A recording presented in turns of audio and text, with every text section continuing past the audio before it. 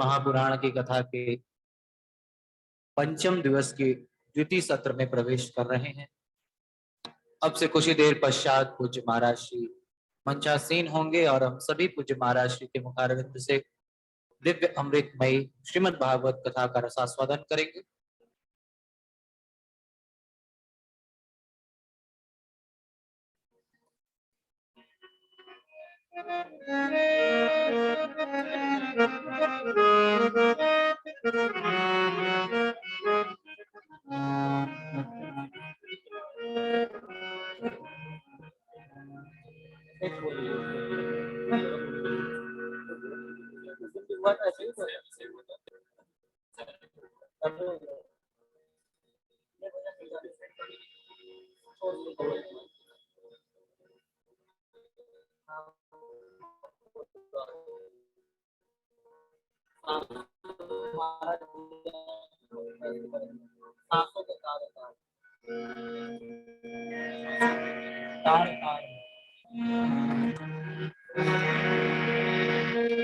सांसों के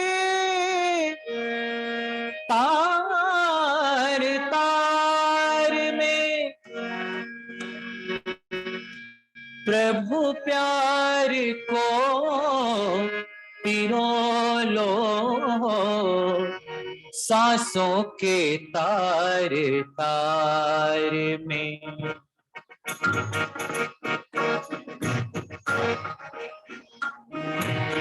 सांसों के तार तार में प्रभु प्यार को पिरो लो, सांसों के तार तार में प्रभु प्यार को पिरो लो।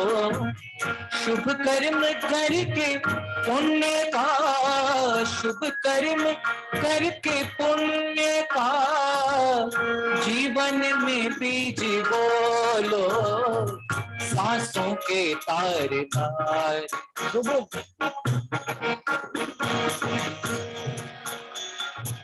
सांसों के तार तार में प्रभु प्यार को पिरो लो, सांसों के तार तार में शुभ कर्म करके पुण्य का, शुभ कर्म करके पुण्य का जीवन में बीज बोलो, जीवन में बीज बोलो, सांसों के तार तार में, सांसों के तार तार में, सांसों के तार तार।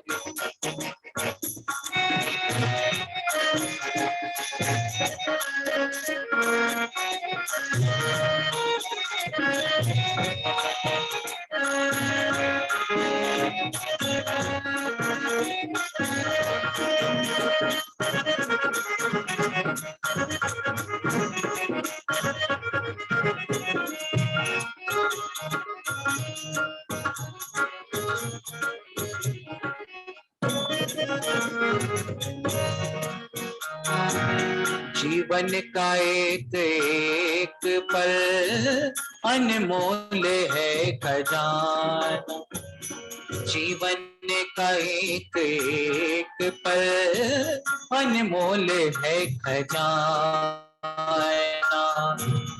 इनमें से एक पल भी नहीं लौट कर है आना, इनमें से पल भी नहीं लौट कर है आनंद रस से अपना, आनंद रस से अपना अंतःकरण भिगो लो, सांसों के तार तार, सांसों के तार तार में प्रभु प्यार को पिरो लो, सांसों के तार तार।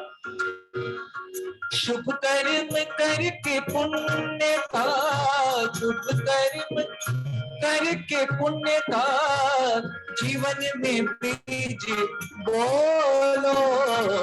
सांसों के तार तार में, सांसों के तार तार।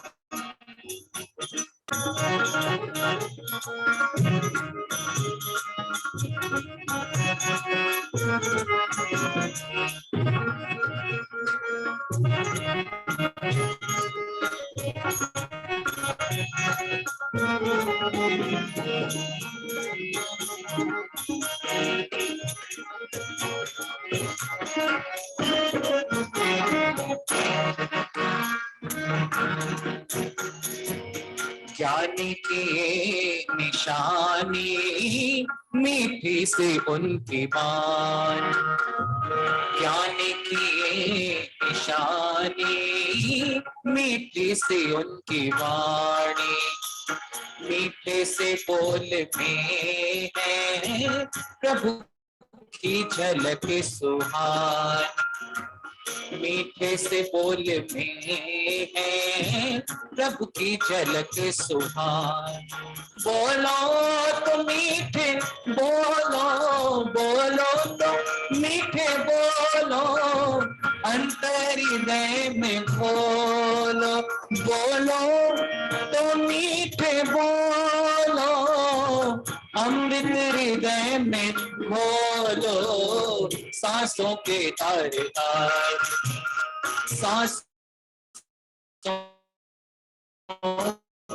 के तार तार। प्रभु प्यारे को पिलो, सांसों के तार।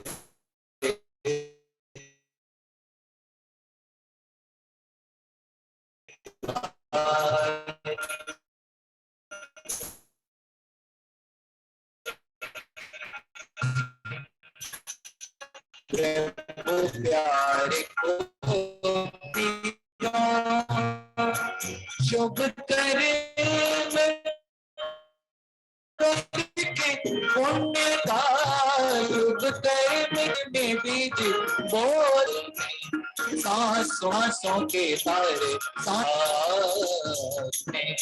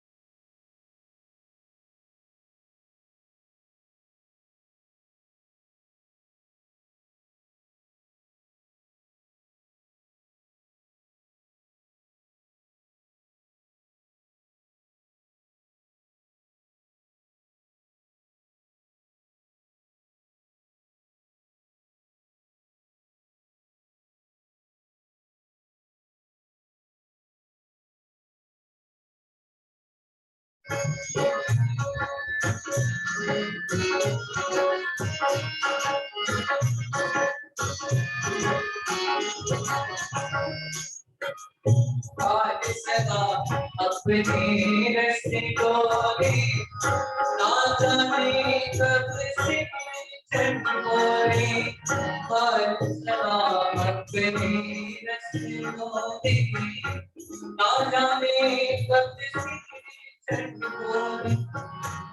का नाम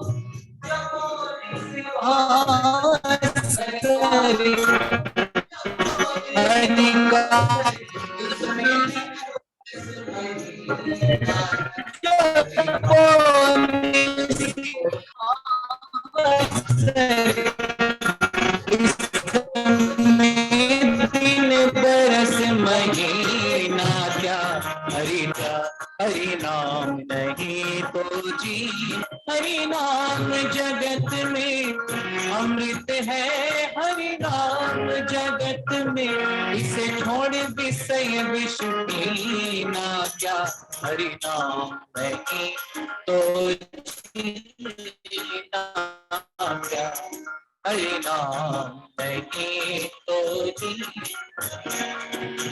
भूषण से सब अंग सजावे रसना पर हरि नाम न लावे रसना पर हरि नाम न लावे जावे रसना पर हरि नाम न लावे देह पड़ी रह जाए यहीं पर देह पड़ी रह जाए यहीं पर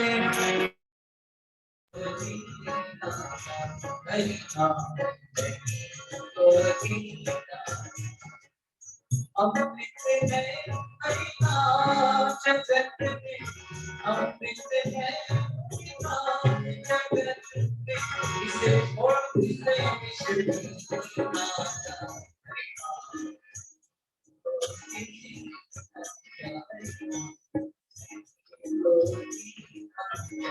हरि नाम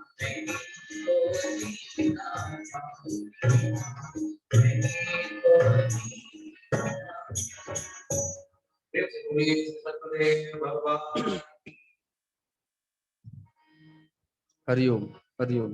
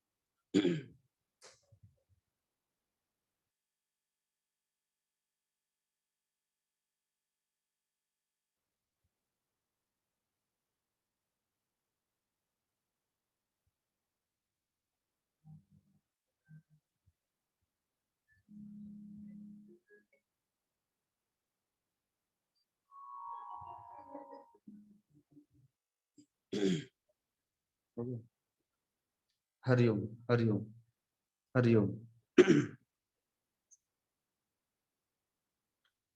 ओ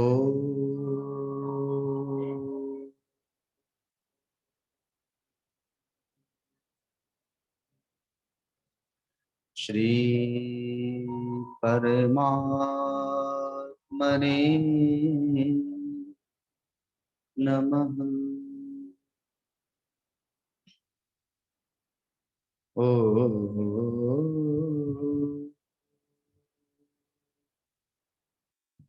श्री गुरवे नमः।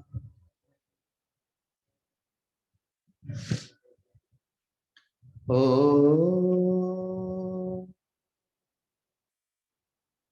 श्री गणेशाय नमः। ओ नमो भगवते वासुदेवाय।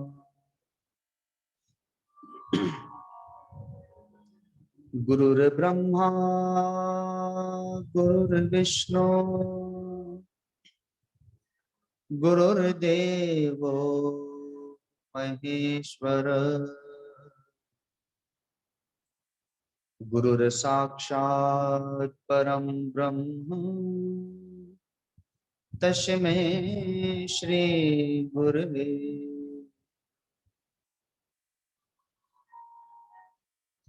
अखंड मंडलाकारं व्याप्तं येन चराचरम् तत्पदं दर्शितं येन तस्मै श्री गुरवे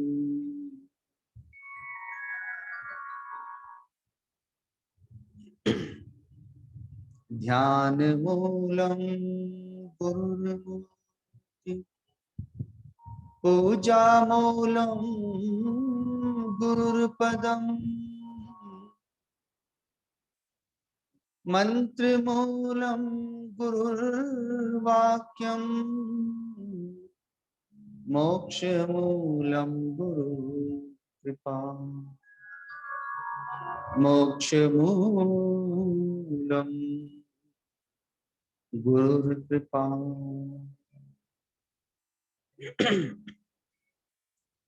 बोलिए सच्चिदानंद भगवान की, श्री वृंदावन बिहारी लाल की, श्रीमद् भागवत महापुराण की, गौ माता की, गंगा मैया की, सब संतों की, सब भक्तों की। ओम नमः पार्वती पते हर हर महादेव।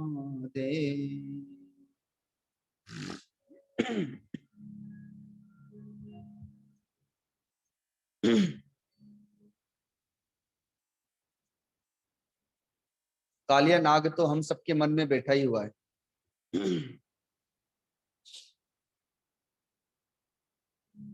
जमुना जी के जिस भाग में कालिया नाग है, जो कालिया दह के नाम से जाना जा रहा था, वहां तो भगवान ने उसे निकाल दिया, लेकिन हम सबके हृदय में वो कालिया नाग बैठा है। जो भीतर में विषयता है, क्योंकि विषय को ही विष कहा गया है। जो कालिया नाग विषैला है, जिसके विष से सभी प्रभावित होते रहते हैं, वो विषय रूपी विष तो हम सबके भीतर में बैठा ही हुआ है। और विषय रूपी विष भगवान ही उतार सकते हैं। भक्त लोग कहते भी हैं कि कृष्ण गोविंद गोपाल गाते चलो, मन को विषयों के विष से हटाते चलो। जब भक्त भीतर में भगवान को बिठा लेता है, तो भगवान फिर उस हृदय में से विषय को निकाल देते हैं, विषयता को निकाल देते हैं। पर जहां भगवान नहीं है, वहां तो विषय है, वहां तो माया है।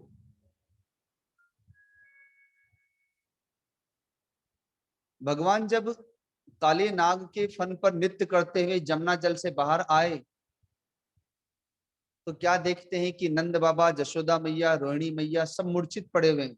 उन्हें लगता है कि हमारा कन्हैया तो आज काली दह में डूब गया, विष के प्रभाव से लगता है कि मारा गया। गोपियां मूर्छित पड़ी हुई हैं, बहुत से भगवान के सखा मूर्छित पड़े हुए हैं। कोई रो रहा है, कोई चित्कार कर रहा है। एकमात्र बलराम जी हैं जो सबको समझा बुझा रहे हैं, क्योंकि वो जानते हैं कि भगवान है और भगवान का इस विषय से कुछ भी नहीं बिगड़ेगा। भगवान काली नाग के फन से कूदकर जमुना जी के इस तट पर आ गए, जहां पे सारे लोग हैं। और जैसे ही भगवान को आते हुए सबने देखा, सबकी मूर्छा दूर हो गई। जैसे किसी मृत प्राणी के शरीर में प्राण आ गए हों, जीव आ गया हो, वो उठ बैठता है, वैसे ही भगवान को देख करके सबके शरीर में प्राणों का संचार हो गया। सब उठ खड़े हुए, यथा योग्य भगवान से मिलने लगे। दिन भर के थके हुए थे, सभी लोग रो करके चित्कार करके मूर्छित पड़े हुए थे, बहुत से वे सब भी जागे, सब थक गए। भगवान ने कहा कि आज रात्रि यहीं विश्राम करते हैं। सभी लोग थक गए हैं, आज यहीं पर जमुना जी के तट पर ही विश्राम करते हैं। गर्मी का समय था ही, अचानक जंगल में आग लग गई। चारों ओर से प्रचंड दावानल प्रकट हो गया। एक ओर जमुना जी है, तीन ओर जंगल है। आग के लगते ही सारे गायें रंभाने लगी, भगवान के नजदीक आ गई। आवाज सुन करके ग्वाले भी जाग गए, गोपियां जाग गई। प्रचंड अग्नि है चारों ओर, सब भगवान को घेर करके खड़े हो गए। कन्हैया, अब इस अग्नि से तुम ही हमारी रक्षा कर सकते हो, क्योंकि अब सब लोगों को विश्वास होने लगा है भगवान पर। ये कोई साधारण बालक नहीं है जिसे हम अपना बेटा, भैया, मित्र समझते हैं। लगता है तो कोई देवी देवता, कोई देव पुरुष है। बल्कि आपस में चर्चा करते हैं कि ये देवताओं के भी देवता हैं, क्योंकि स्वयं ब्रह्मा जी जिनके चरण छूते हैं तो लगता है कि ये वैकुंठ नाथ तो नहीं है कहीं। भगवान ने कहा, एक काम करो, सब अपनी अपनी आंखें बंद कर लो, क्योंकि भगवान सबके सामने चमत्कार नहीं दिखाना चाहते थे, क्योंकि आजकल चमत्कार को नमस्कार ज्यादा होता है, फिर भगवान को भी लोग चमत्कार ही समझ लेंगे, तो भगवान के प्रति जो प्रेम है, जो भाव है, वो बिखर जाएगा, फिर भगवान के प्रति भावनाएं बदल जाएंगी चमत्कार हो जाने से। भगवान ने कहा, सब अपनी अपनी आंखें बंद करो, हाथ जोड़ लो। सबने आंख बंद करके हाथ जोड़ ली, और भगवान एक संकल्प में ही संपूर्ण अग्नि को, जो प्रचंड रूप धारण कर रखी थी, भगवान अपने मुख से अग्नि को पी गए। जैसे आप लोग सुबह सुबह गर्मा गर्म चाय पी जाते हैं, एक दो घूंट में कॉफी पी जाते हैं, तो भगवान भी एक दो घूंट में ही अग्नि को पी गए। अगस्त मुनि ने समुद्र को पी लिया था, तो भगवान के लिए अग्नि क्या है भाई, भगवान के मुख से ही तो अग्नि प्रकट हुई, पुनः उनके मुख में चली गई। भगवान ने कहा, चलो आंखें खोल लो। आंखें खोला तो देखा कि अग्नि तो शांत हो गई। तो सब बड़े प्रसन्न हुए भगवान से, और भगवान के प्रति पुनः दिव्य भावनाएं आने लगी कि बताओ, अग्नि को भी शांत कर दिया क्षण भर में। भगवान के कहने से सब अपने अपने गायों को लेकर के गोप गोपियां वृंदावन आ गए और अपने नित्य दैनिक कार्य में लग गए। उन सबका मन तो भगवान में लगा रहता है, अतः प्रभु का स्मरण करते हुए, उन्हीं की चर्चा करते हुए अपने दैनिक कार्यों को करते रहते हैं। धीरे धीरे समय बीता, दीपावली का समय आया। तो दीपावली के समय में हम सभी लोग अपने अपने घरों की सफाई करते हैं, रंग रोगन करते हैं, पुरानी वस्तुओं को हटा देते हैं, नए वस्त्र, नए और भी घर के लिए कुछ नया सामान खरीद के लाते हैं, घर को अच्छा सजाते हैं। क्योंकि भगवान श्री राम 14 वर्ष के बाद जब अयोध्या लौटे थे, तो पूरी अयोध्या को सजाया गया था, दीपमालाएं प्रज्वलित की गई थी। तो उसी भावना के अनुसार आज भी हम लोग अपने मकान को सजाते हैं, दीपक जलाते हैं, दीपावली बड़े धूमधाम के साथ मनाते हैं।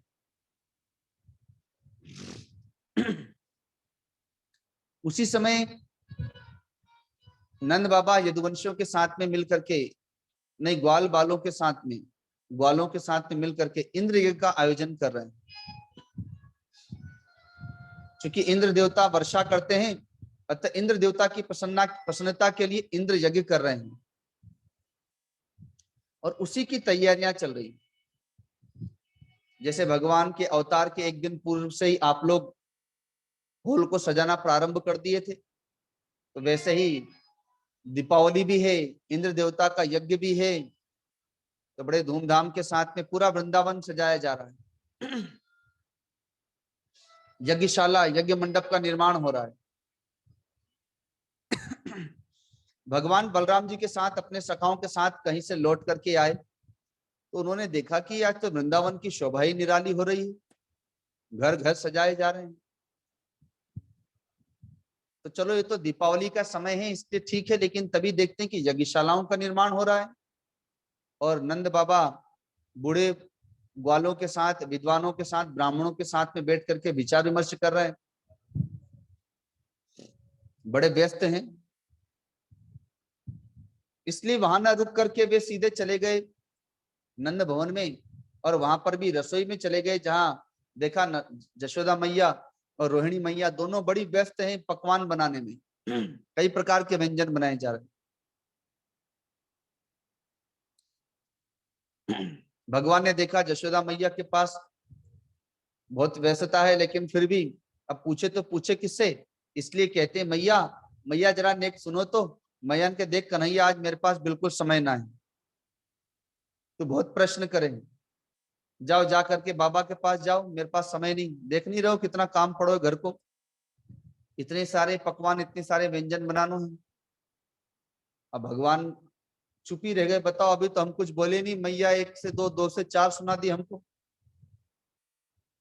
लेकिन अब मैया ने जब पहले डांट के कह दिया है तो वहां क्या बोले, इसलिए चुपचाप फिर सीधे चले आए बाबा के पास। आकर के प्रणाम किया, बैठ गए। अवसर देख करके बाबा से पूछा, प्रश्न किया कि बाबा ये कौन चीज के यज्ञ की तैयारी आप लोग कर रहे हैं, यज्ञशाला का निर्माण हो रहा है, यज्ञ मंडप बन रहा है, आप लोग भी विचार विमर्श कर रहे हैं, मैंने भी सुना ब्राह्मणों के साथ में बैठ के। नंद बाबा ने कहा कि कन्हैया हम लोग देवराज इंद्र की प्रसन्नता के लिए इंद्र यज्ञ कर रहे हैं, अतः उसी के लिए विचार विमर्श है, उसी का आयोजन होने जा रहा है। बोले ये इंद्र देवता की पूजा, उनका यज्ञ, ये क्यों? कहा अरे कन्हैया इंद्र देवता प्रसन्न होते हैं तो वर्षा करते हैं भैया, और वर्षा होती है तो धरती पे चारा होता है, अन्न होता है, गायों के लिए चारा, हम लोगों के लिए अन्न होता है, झरनों में जल चल पड़ता है, नदियों में जल बढ़ जाता है, ये तो फिर हमारा जीवन उसी से चलता है। भगवान ने कहा यदि हम पूजा नहीं करेंगे तो क्या इंद्र देवता वर्षा नहीं करेंगे? बोले हाँ कन्हैया, कदाचित हम पूजा ना करें, कहीं इंद्र देवता नाराज है गए तो फिर तो वर्षा ना होए, तो फिर न चारा होए और न अन्न होए। बोले बाबा फिर जे कैसे भगवान है, जे कैसे देवता है कि हम बाकी पूजा करें तो वे वर्षा करें और हम पूजा ना करें तो वे वर्षा ना करें? इसे तो आप बाबा और हमारी मैया अच्छी है कि हम बाकी पूजा करें ना करें, लेकिन फिर भी समय से हमको भोजन देते हैं, स्नान करा के श्रृंगार करा देते हैं, हमारा लालन पालन पोषण करते हैं, तो देवताओं से भी हमारे मैया बाबा श्रेष्ठ हैं फिर तो। सबने कहा कि कन्हैया देखो भैया, हमारे पूर्वजों ने जैसा किया है हम तो वैसे ही कर रहे हैं, आगे तो हम कुछ जानते नहीं, पढ़े लिखे तो है नहीं।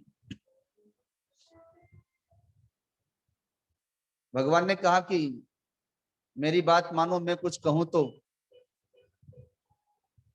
इंद्र देवता से अच्छा है कि अगर गोवर्धन देवता की पूजा की जाए, इस गोवर्धन पर्वत की पूजा की जाए, जो मेरे देवता हैं, जो हमारे इष्ट हैं, जो गायों को भोजन देते हैं, चारा देते हैं, आकाश से वर्षा के लिए आकर्षित तो यह पर्वत और पर्वत पे उगे हुए वृक्ष ही तो वर्षा को आकर्षित करते हैं। तो यदि आप लोग गोवर्धन की पूजा करें तो मुझे यही उचित जान पड़ता है कि वही हमारे इष्ट देवता हैं, हमारे गायों के लिए अन्न देते हैं, चारा देते हैं। सबने कहा कि देखो कन्हैया, आज तक तो हमने देवराज इंद्र की ही उपासना की है, पूजा की है, पर तुम कह रहे हो तो तुम्हारी बात मान लेते हैं, पर भैया अगर इंद्र कुपित हो गए तो तुम ही हमारी रक्षा करिए। भगवान ने कहा कोई बात नहीं, इतने सालों से आप पूजा कर रहे हैं इंद्र देवता की, मेरे कहने से 1 साल पूजा मत करिए, मेरे देवता की पूजा कर लीजिए, और यदि आपको कोई कष्ट हो तो अगले साल से फिर अपने देवता की पूजा कर लीजिएगा।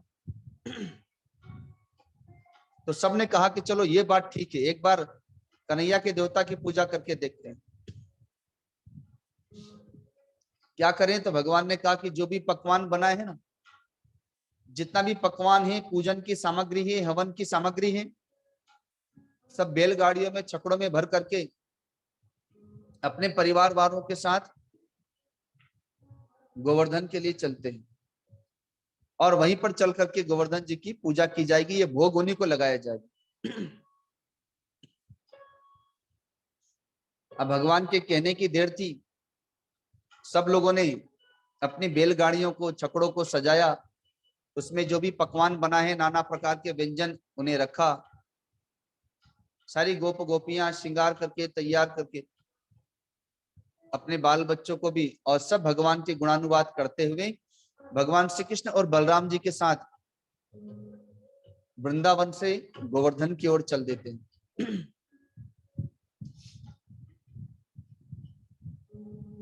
आजकल तो गाड़ियां चल गई हैं, इसलिए गाड़ियों में जाने में समय का पता नहीं चलता, पर वे लोग तो पैदल ही जा रहे हैं, कुछ बैलगाड़ियों पर हैं और पूरा गांव का गांव ही चल दिया है वृंदावन। भगवान का स्मरण करते हुए, कीर्तन करते हुए, उनके गुणों की चर्चा करते हुए वृंदावन से वे कब गोवर्धन पहुंच गए उन्हें कुछ पता ही नहीं चला, थकान ही नहीं हुई। जब वहां पर पहुंच गए तो कहा कि बताओ कन्हैया, आप तुम्हारो देवता कहाँ है भैया, हम बाकी पूजा करें, कहाँ करें, कैसे करें। भगवान ने कहा यही तो हमारे साथ को उसको गोवर्धन पर्वत है, इन्हीं की पूजा करनी है। तो कहा कि हमें तो पूजा की कोई पद्धति पता नहीं है।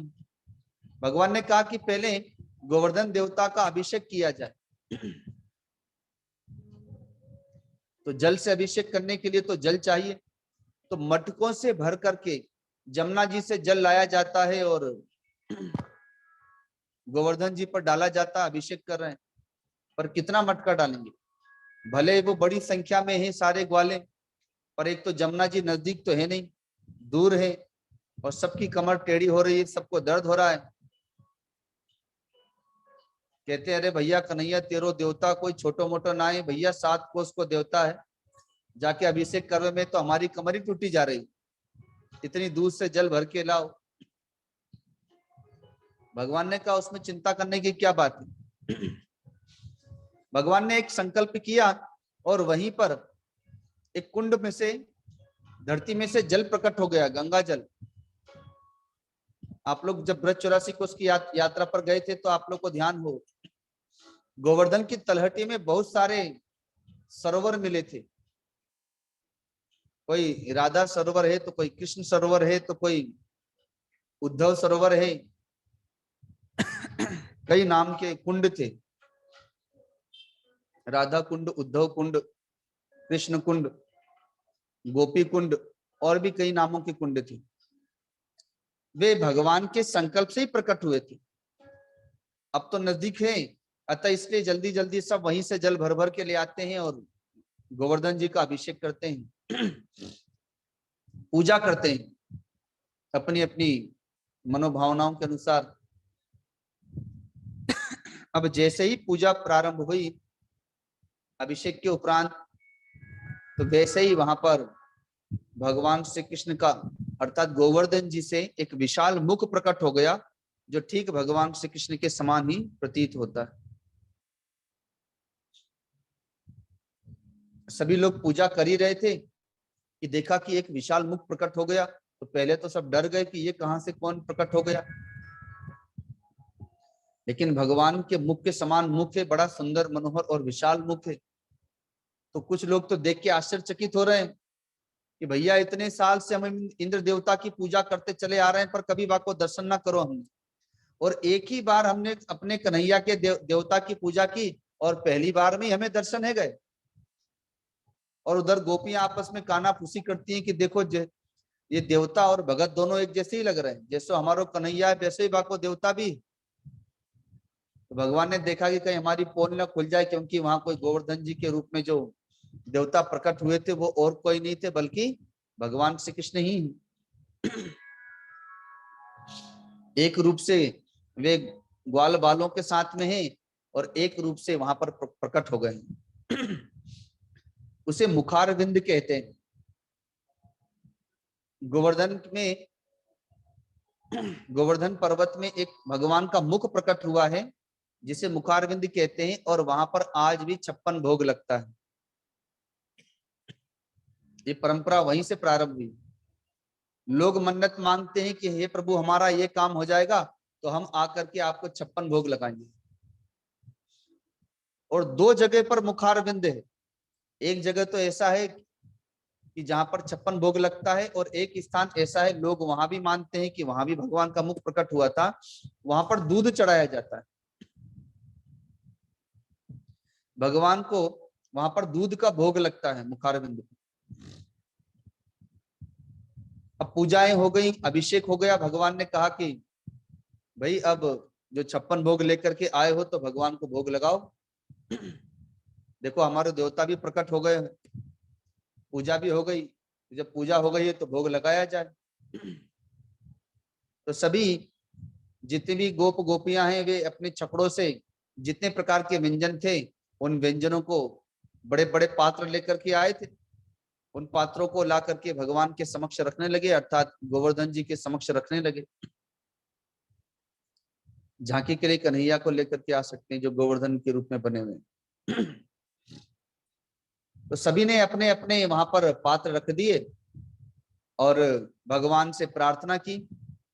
तो हम लोग भी जो यहाँ पर 56 भोग लगाए हैं, इसे पर्दे को हटा दिया जाए और भगवान से स्तुति की जाए, प्रार्थना की जाए कि हम लोगों ने जो भगवान के लिए भोग बनाए भगवान उसे ग्रहण करें, स्वीकार करें। उधर गोप गोपियां भगवान के समक्ष अपने अपने पात्रों को रख दी हैं और भगवान से प्रार्थना कर रही हैं कि वे हमारे द्वारा बनाए गए इस भोग को स्वीकार करें। जी मुझे बोले गिरधारी भगवान की। जी जी कराते रहे। जी जी गोवर्धन नाथ करूं मैं थाकी मिजबानी। इसको नीचे रखना, इसको नीचे रखना है, इसको नीचे लेके जाओ, नीचे लेके जाओ।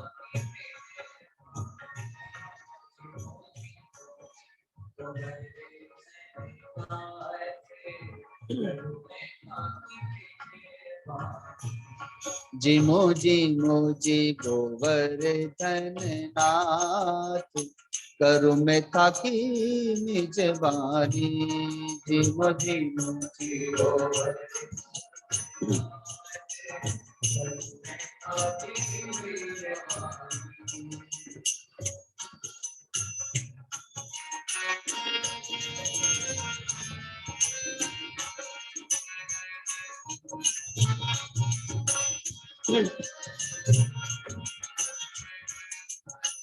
नीचे हो गया लगता है, ठीक है।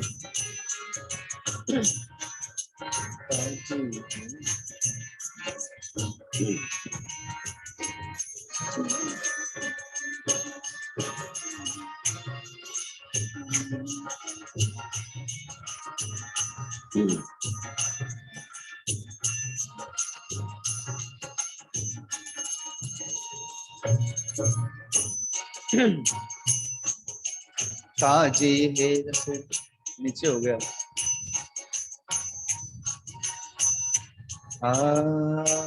जी मोजी गोवर्धन नाथ करूं मैं थाकी निजबानी। जी मोजी गोवर्धन नाथ करूं मैं थाकी निजबानी। ताजी है रसदार जलेबी छल्लेदार इमरती।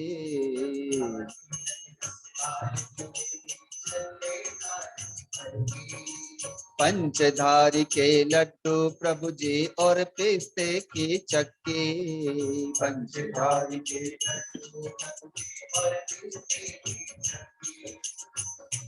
घेवड़ फेड़ी से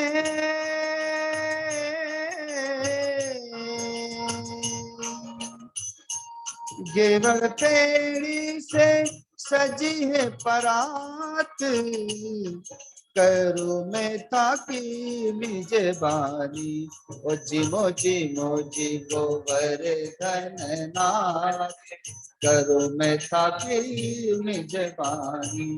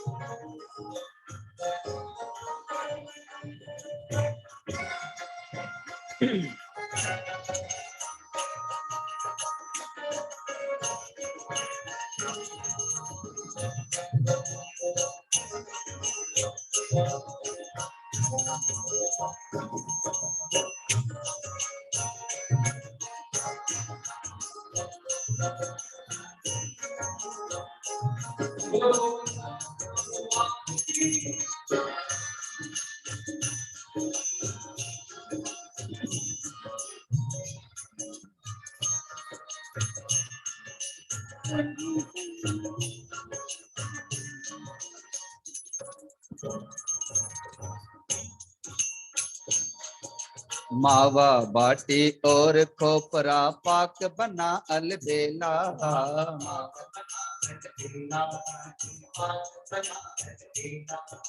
काजू किशमिश का श्रीखंड है और केरी का झोला,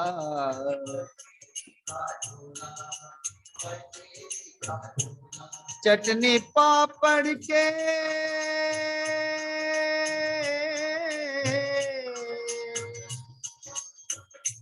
चटनी पापड़ के साथ अचार, करूं मैं थाकी मिजबानी, जिमो जिमो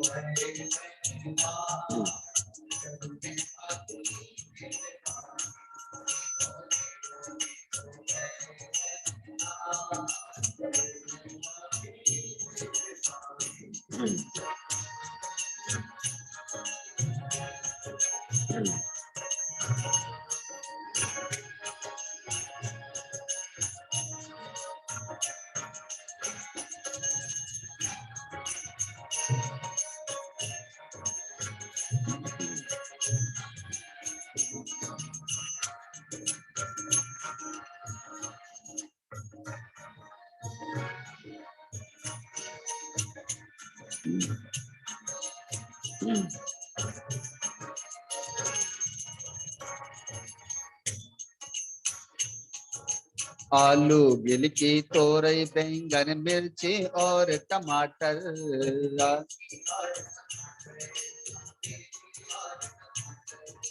बना मूंग की दाल का हलवा जिसमें डाली केसर,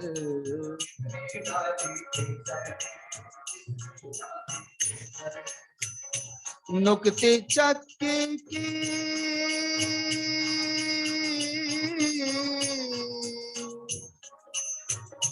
नुक्ती चक्की की बिछी है बिछात, करूं मैं ताकि मेजबानी, ओ जिमो जिमो जिमो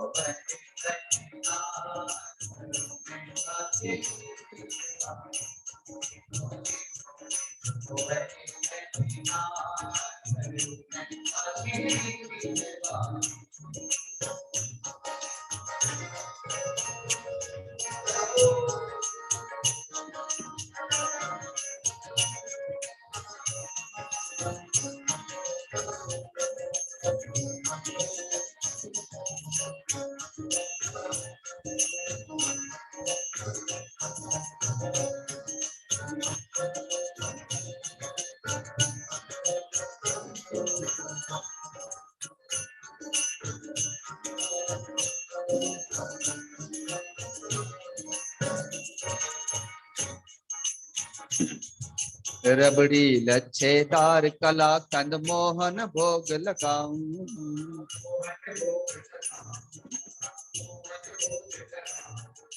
आरोगो गोवर्धन प्रभु जी कर मनोहार जिमाऊं,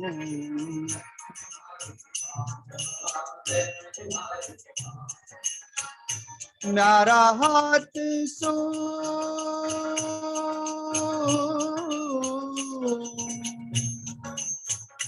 मारा हाथ सुपाक्यो केसरिया बात करो मैं थाकी निजवारी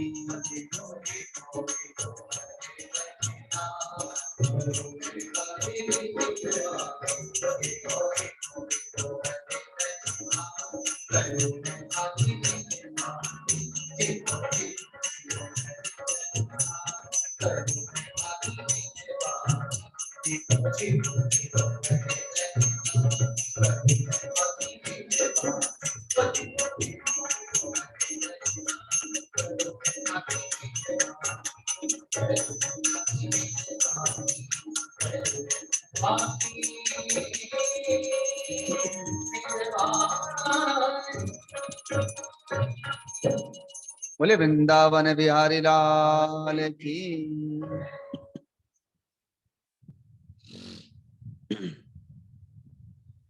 अब गोवर्धन जी को सभी भोग लगा रहे हैं, ज्यादा खिलाएंगे तो कहीं पेट ना खराब हो जाए,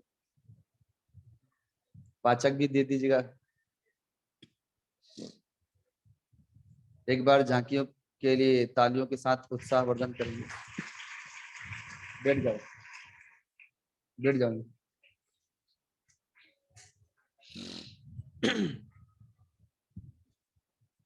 जब स्तुति हुई, प्रार्थना हुई, भगवान के सामने भोग लगाया गया, तो भगवान का जो मुख था वो खुल गया। अब एक तो ऐसे ही विशाल मुख प्रकट हुआ था और उसमें भगवान ने जब मुख खोल दिया तो उसमें जितने भी बड़े बड़े पात्रों में, किसी कढ़ाई में बड़े पात्र में खीर है, किसी में मालपुआ है, किसी में जलेबी है, किसी में लड्डू है। जैसे अभी रोज आनंद धाम में नए नए प्रकार के पकवान बन ही रहे। आज गोंद पाक बना था, तो कभी जलेबी है, कभी कुछ है, और नमकीन भी बन रहे हैं रोज रोज। वे सारे के सारे व्यंजन अपने आप ही भगवान के मुख में आए जा रहे हैं, समाये जा रहे हैं। तो सभी लोग देख करके आश्चर्यचकित थे कि भैया ये तो मुख भी प्रकट हो गया और मुख में अपने आप ही सारे के सारे व्यंजन चले जा रहे हैं। तो आपस में काना फूसी करते हैं, कोई कुछ कहता है, कोई कुछ कहता है, और बड़े प्रसन्न भी हैं कि भगवान हमारे भोग को स्वीकार कर रहे हैं। हम इतने साल से इंद्र देवता की पूजा कर रहे हैं, कभी वे प्रकट ना भय, कभी हमारो प्रसाद को भोग नहीं लगायो, और आज पहली बार पूजा करी, कन्हैया को देवता प्रकट हो गए और हमारे द्वारा लाए गए प्रसाद का भोग भी लगा रहे हैं। लेकिन जे का अरे कन्हैया, तुम्हारो देवता तो जान पड़े कि बहुत दुना के भूखे भैया, हमारे काजे कछु बचेगो कि नहीं बचेगो, क्योंकि वे तो सारे के सारे ही प्रसाद का भोग लगाए जा रहे हैं। तो खाने वाले भी भगवान ही थे। भगवान ने सोचा थोड़ा बहुत बचा के छोड़ दे, नहीं तो कहेंगे कि मेरे देवता बहुत चटोरे हैं, सब चाट गए। भगवान ने थोड़ा प्रसाद छोड़ दिया और आशीर्वाद दिया कि हे गोपो और गोपियों, मैं तुम लोग की सेवा से, पूजा से बड़ा प्रसन्न हुआ। जाओ, मैं तुम लोग को आशीर्वाद देता हूं, तुम लोगों पर जब कभी भी कोई आपत्ति विपत्ति आए, मेरी शरण में आना, मैं तुम्हारी रक्षा कर लूंगा। भगवान वहां से अंतर ध्यान हो गए। सबने बचे हुए प्रसाद का भोग लगाया, जो बचा हुआ था सबने पाया। अब कहा कि कन्हैया बताओ अब क्या करे, पूजा है गई, भोग लग गया, प्रसाद पा लिया। भगवान ने कहा करना क्या है, चलो भगवान का कीर्तन करते हुए गोवर्धन जी की परिक्रमा करते हैं। और सभी लोग गोवर्धन जी की परिक्रमा करते हैं। 7 कोस के गोवर्धन की परिक्रमा बस तभी से प्रारंभ हो गई, और आज आप सभी लोग देखते हैं कि कितनी विशाल परंपरा प्रारंभ हुई। लोग गाड़ियों से परिक्रमा करते हैं, कोई पैदल परिक्रमा करता है, कोई लेट करके परिक्रमा करता है। उधर देवराज इंद्र के पास देवदूत गया और कहा कि हे देवराज, अब धरती पर आपको पूजने वाला कोई नहीं है। वृंदावन में जो ग्वाले आपकी उपासना किया करते थे, पूजा करते थे, इंद्र यज्ञ करते थे, अब वो यज्ञ सब बंद हो गए। बोले किसने किया? बोले वही वहां का एक बालक है, कृष्ण है नाम उसका, वही अब गोवर्धन की पूजा करा रहा है, आपकी पूजा का विरोध कर दिया, पता आपकी पूजा बंद हो गई। इंद्र को बड़ा कोप आया। कहा कि यदि ये भगवान होते तो देवताओं की पूजा बंद नहीं कराते, अवश्य ये भगवान नहीं है। उसी समय उन्होंने आवाहन किया संवर्तक मेघों को, जो प्रलयकालीन मेघ हैं, वे मेघ प्रकट हुए। भगवान ने कहा कि जाओ इसी समय मूसलाधार वर्षा करके पूरे ब्रजमंडल को ही डुबो दो। उन लोगों ने मेरा घोर अपमान किया है, तिरस्कार किया है, देखता हूं वो कृष्ण कैसे उन लोगों की रक्षा करता है। अभी तो सारे के सारे ग्वाल बाल अपने गायों को लेकर के गोवर्धन से वृंदावन पहुंचे ही थे, अपने काम धंधे में लगे थे कि देखते हैं बड़े जोरों की आंधी तूफान, घोर गर्जना, बादलों की गड़गड़ाहट, बिजली का चमकना, और तभी मूसलाधार वर्षा होना प्रारंभ हो गई। सब समझ गए हमारो देवता नाराज है गए हो, इंद्र देवता नाराज है गए, हमने बाकी पूजा ना करी तो अब तो कन्हैया ही बाकी कोप से हमारी रक्षा कर सके। अतः सब ग्वाल बाल गोपियां अपनी अपनी गाय बैल बछड़ों को लेके कन्हैया के पास अर्थात नंद भवन के द्वार पर आ गए। कन्हैया, अरे भैया कन्हैया, अब तुम ही हमारी रक्षा करो, इंद्र के कोप से अब तुम ही हमें बचाओ। भगवान भी समझ गए देवराज इंद्र का करामात है ये। कहते हैं कि चलो मेरे देवता के पास चलो। भगवान सबको लेकर के गोवर्धन की तलहटी पर पुनः पहुंचे। भगवान ने कहा देखो मेरे देवता ने कहा था कि अगर कोई आपत्ति विपत्ति आए तो मेरी शरण में आ जाना। अब चलो हम सभी लोग शरण में आ गए, अतः मेरे देवता से प्रार्थना करो, ये सारी आपत्ति विपत्ति दूर कर देंगे, उन्होंने आशीर्वाद दिया था। तो सारे ग्वाल बाल गोपियां एकाग्र मन से भगवान की स्तुति करने लगते हैं, गोवर्धन जी की प्रार्थना करने लगते हैं। गिरिराज धरण प्रभु तेरी शरण,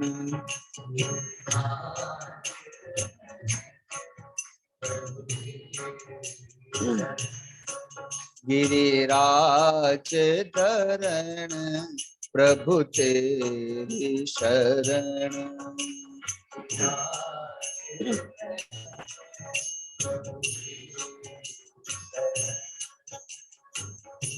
तेरी शरण प्रभु तेरी शरण,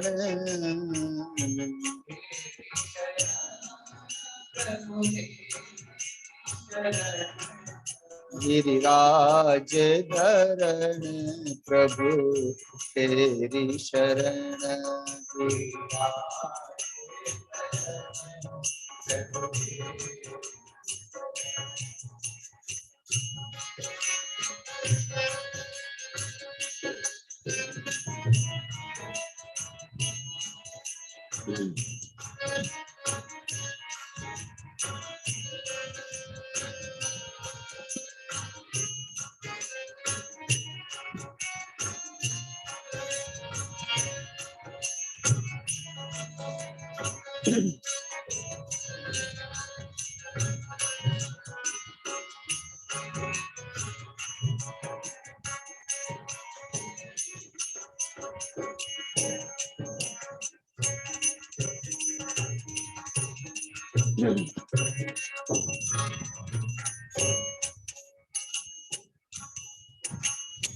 तेरी शरण प्रभु तेरी शरण, तेरी शरण,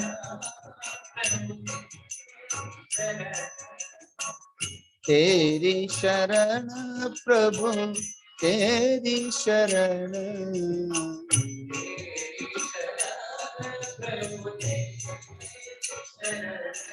गिरिराज धरण प्रभु तेरी शरण,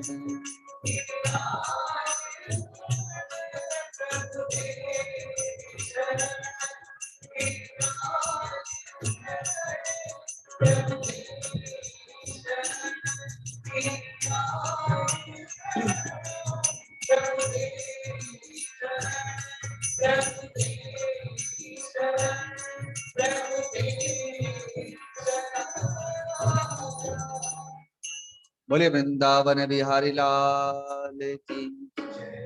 इस प्रकार से जब सब गोप और गोपियों ने भगवान के साथ मिलकर के गोवर्धन जी की स्तुति की, प्रार्थना की, तो आकाशवाणी हुई। भगवान ही आकाशवाणी के रूप में बोलते हैं कि हे गोप गोपियों, आप लोग चिंता ना करें, भयभीत ना हो, चाहे कितनी भी वर्षा हो रही है पर आप व्याकुल ना हो। यदि आप लोग को भय लग रहा है, इस गोवर्धन पर्वत को उठा ले। दिक्कत हो तो ले आ सकते हो नीचे।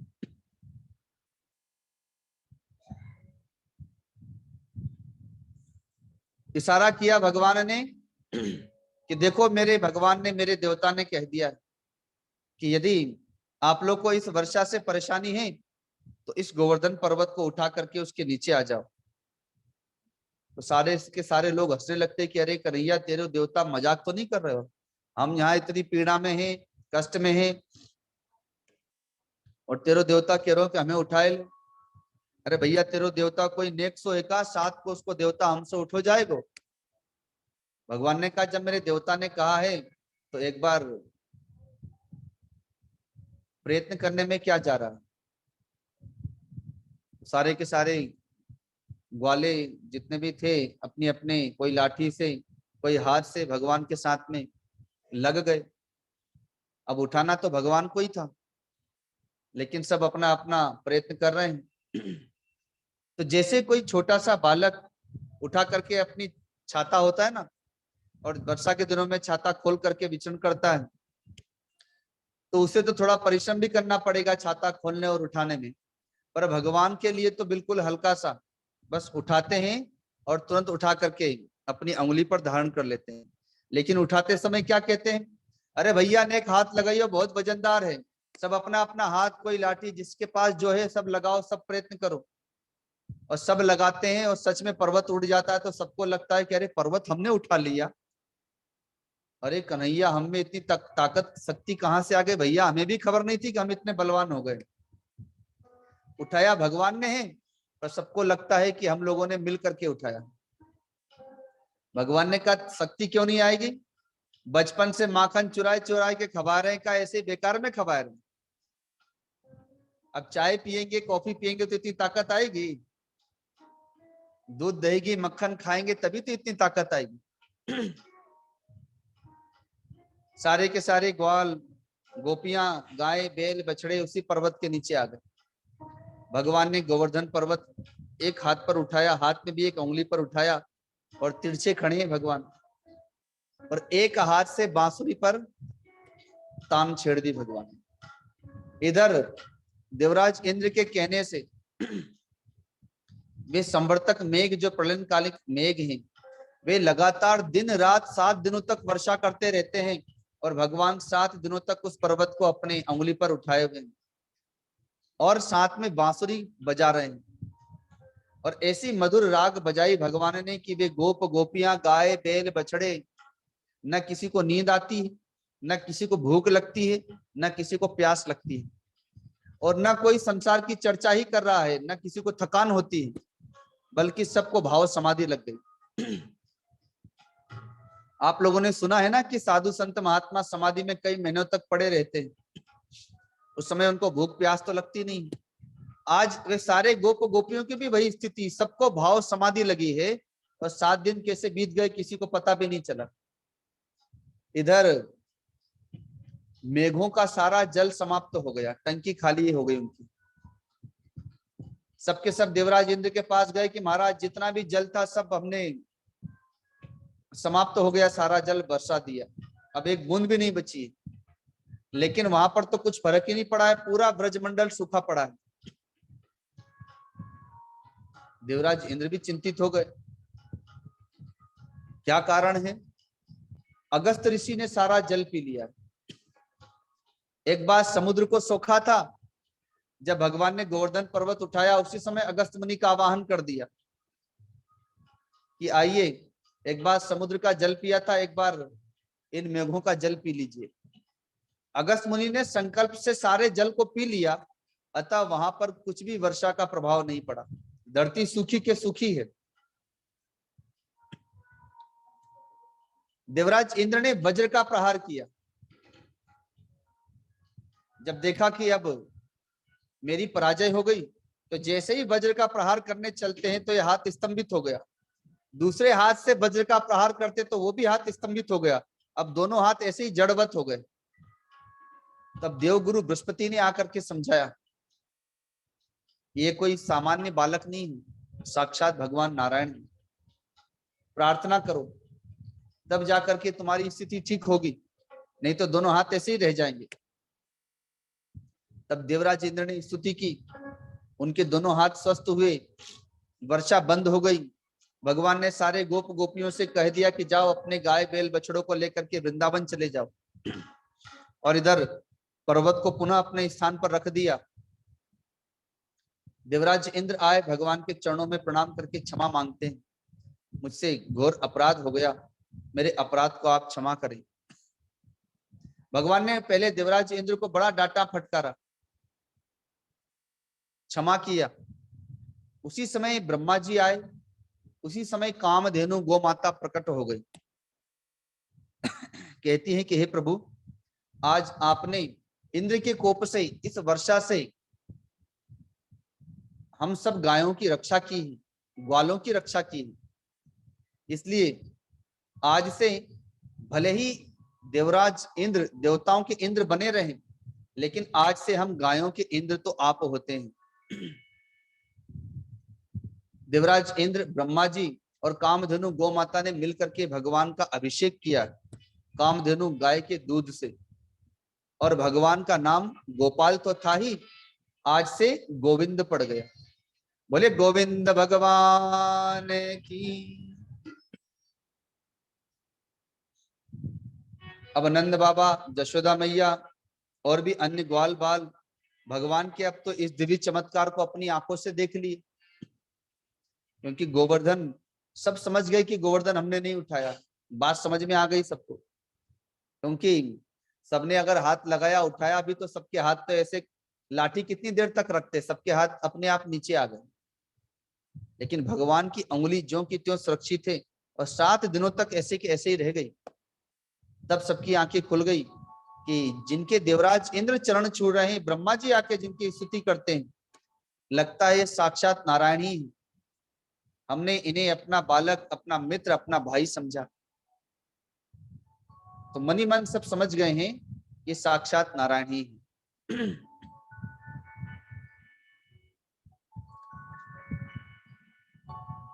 भगवान ने बाल्यावस्था से ही बांसुरी बजाना प्रारंभ की, और भगवान की जो बांसुरी है उस पे साक्षात सरस्वती जी विराजमान।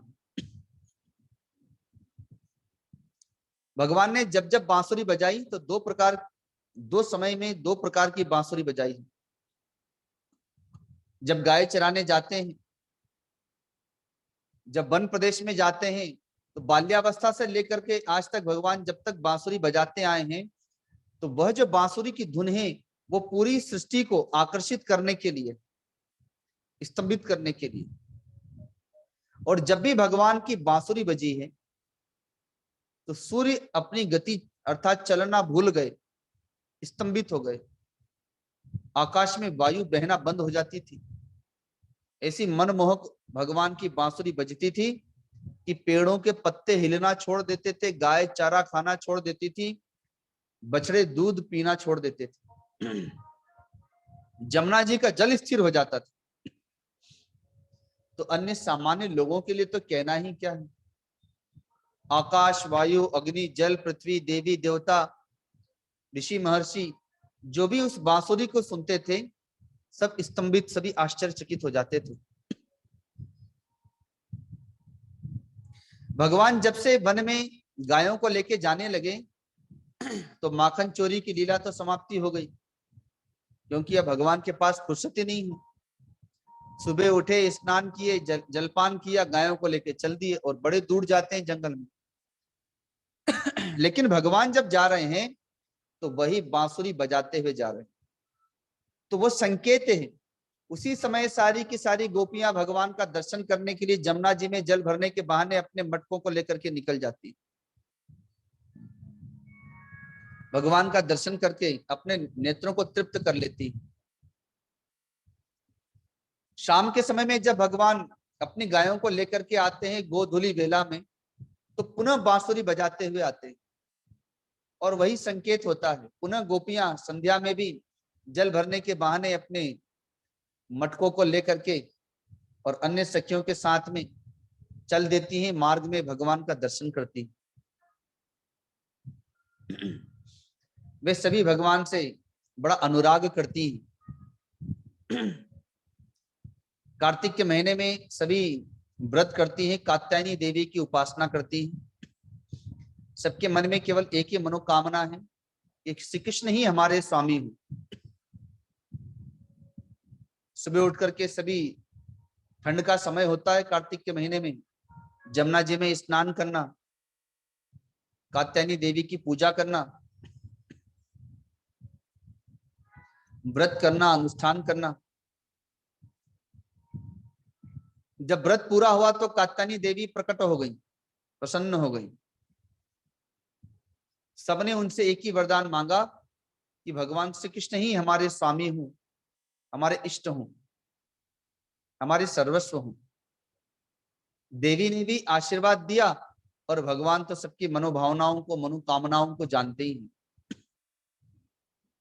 भगवान ने उन सबकी मनोकामनाओं को पूर्ण करने के लिए संकेत किया कि शरद ऋतु में, शरद पूर्णिमा पर हम आप सबकी मनोकामनाओं को पूर्ण करेंगे।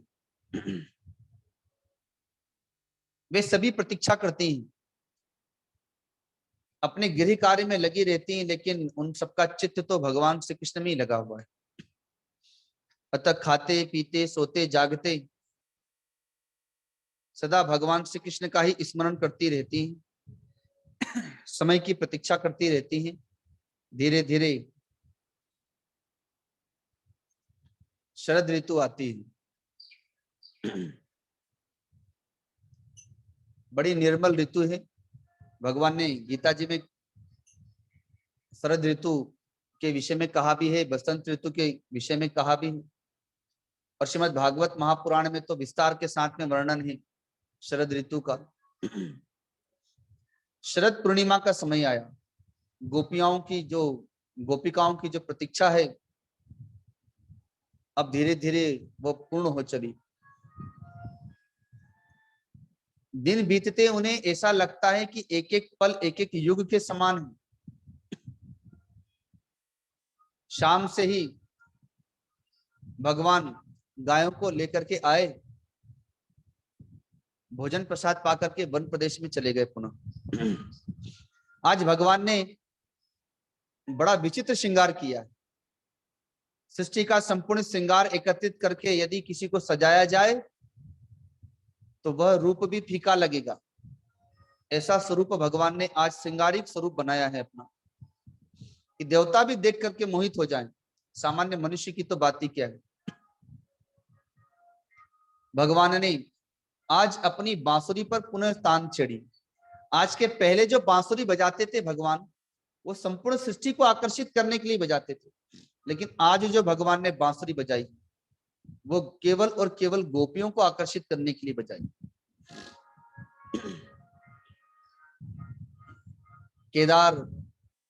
केदार राग, ख्याल राग, भगवान की जैसे ही वह दिव्य बांसुरी बजती है और जैसे ही वह शब्द गोपियों के कानों तक पहुंचता है,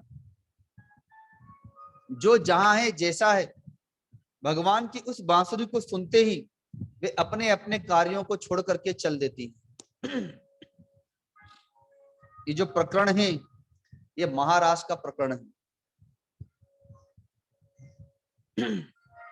जीव और जीव का जब मिलन होता है तो वहां पर केवल सुख की अनुभूति होती है। उसे हम जीव रास कह सकते हैं, चाहे वो पिता पुत्र का हो, माँ बेटे का हो, पति पत्नी का हो, भाई भाई का हो, मित्र मित्र का हो। आपस में गले मिलना, चुंबन लेना, प्रेम करना। माँ भी बेटे का चुंबन लेती है, लेकिन वह जो सुख है वो जीव और जीव का मिलन है, क्षण भर का सुख है। और दोनों में जीवत्वता तो जो कि त्यों ही रहती है। और दोनों की विषयता भी जो की त्यों रहती।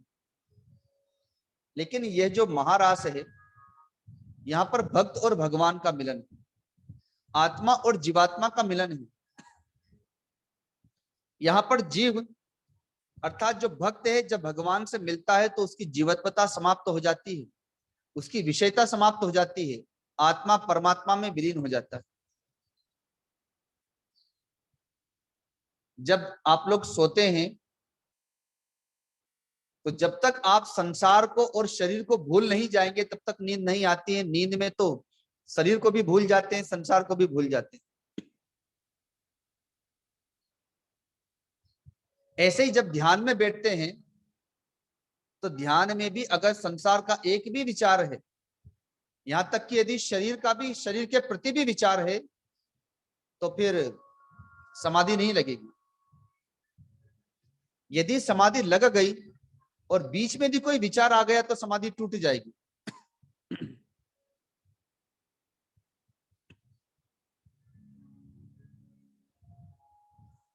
देह का भान भी भूलना पड़ेगा। तो ये जो महारास है ये वास्तव में महासमाधि है, और इस समाधि में सामान्य व्यक्ति का प्रवेश नहीं है। इसमें तो जो संसार से ऊपर उठ चुका है, जो शरीर से ऊपर उठ चुका है, जिसका चित्त शुद्ध हो चुका है, जो देह की भी सुध बुध भूल जाएगा, वही इस महारास में प्रवेश करेगा। इसलिए आज भी वृंदावन में जब आप जाएंगे तो शायद निधि वन है, जिस निधि वन में रात के समय में कोई नहीं रुक सकता है। और ऐसा माना जाता है कि कदाचित कोई वहां पर रह गया तो अगले दिन या तो पागल मिलेगा या मूर्छित मिलेगा। वहां की जो झाड़ियां हैं, वहां के जो वृक्ष हैं, वे सब गोप गोपियां हैं। रात को वे सब गोपियों के रूप में प्रकट हो जाते हैं। भगवान आते हैं, वहां पर महारास होता है। अब जो रात को वहां रह गया उस दृश्य को देखेगा तो या तो पागल हो जाएगा या तो मूर्छित हो जाएगा।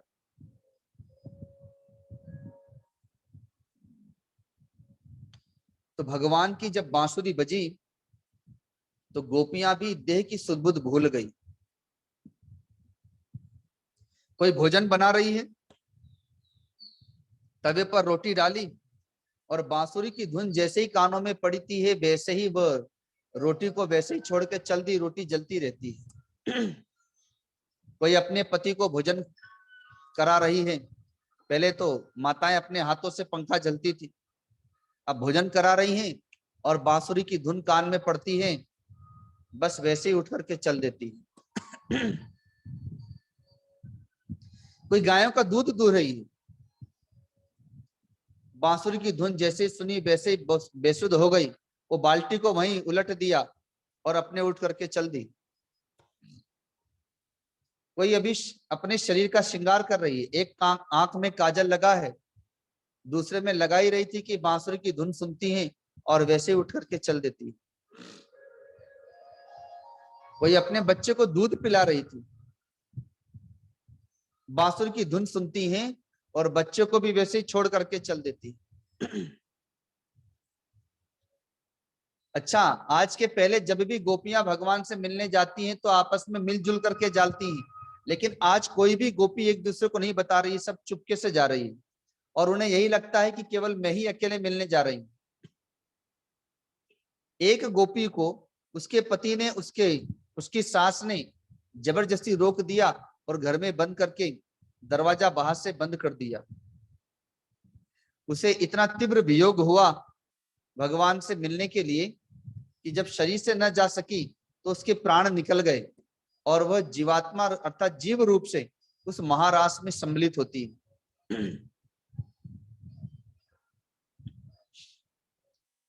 जैसे ही वन प्रदेश में सारी गोपियां पहुंचती हैं, एक दूसरे को देख के मुस्कुराती हैं, क्योंकि आज बिना बताए आई थी लेकिन वन में सब इकट्ठी हो गई और जहां पर भगवान बांसुरी बजा रहे थे वहां पर पहुंच गई। भगवान ने भी सब गोपियों को आते हुए देखा तो बांसुरी बजाना छोड़ करके उनका स्वागत किया। आओ आओ गोपियां, आओ आओ गोपिकाओं, तुम सभी का स्वागत है। सभी आकर के भगवान की, आज मैंने पहले ही बताया कि भगवान का जो स्वरूप है बड़ा ही मनमोहक, इसीलिए मनमोहन नाम है भगवान का, एक जो मन को भी मोहने वाला है। आज मनमोहक स्वरूप बनाया है भगवान, श्रृंगारिक स्वरूप है भगवान का। गोपियां भगवान के दिव्य स्वरूप का दर्शन करती हैं, उनके नेत्र तृप्त हो जाते हैं। भगवान कहते कि इतनी रात को तुम लोग कैसे चली आई? क्या पति से झगड़ा हो गया, या सासू माँ ने कुछ भला बुरा कह दिया, या इस वन को देखने आई हो, या मुझसे मिलने आई हो? यदि मुझसे मिलने आई हो तो अब तो मुझसे मिल ली, देख लिया मुझे, अब लौट जाओ, क्योंकि वन में तो हिंसक जानवर रहते हैं और तुम लोग डरपोक हो, कहीं शेर आ गया तो घबरा जाओगे।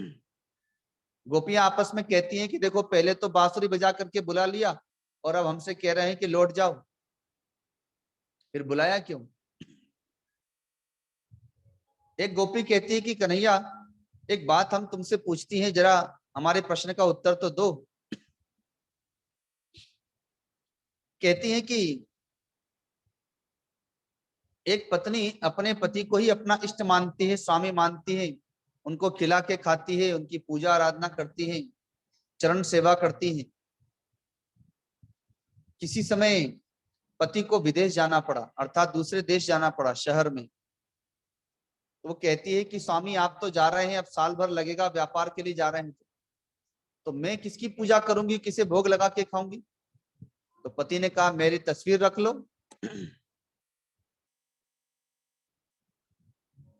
पति के जाने के उपरांत वह पति की तस्वीर को ही भोग लगा के खाती है, उसी की पूजा आरती करती है।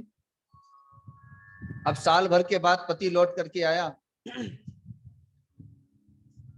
तभी भी वह पति की तस्वीर की ही पूजा करती, उन्हीं को भोग लगा करके, और तब पति को खिलाती। तो पति कहता है कि अरे पागल, जब मैं आ ही गया तो अब मेरी पूजा करेगी कि अभी भी तस्वीर की करती रहेगी?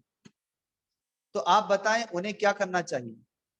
तो कहा कि ठीक बात तो है, अरे जब नहीं थे तब तस्वीर की पूजा ठीक थी, पर जब अब वो आ गए तो अब तो उन्हीं की पूजा करना चाहिए और उन्हीं को भोग लगाना चाहिए।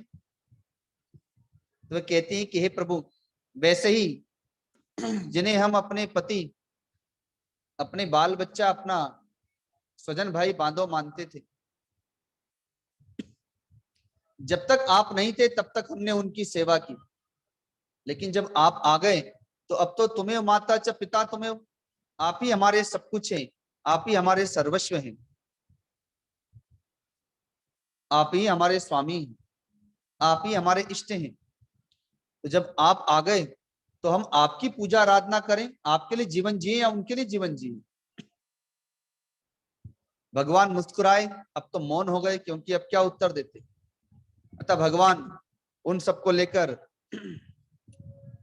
जमुना जी के तट पर चले गए।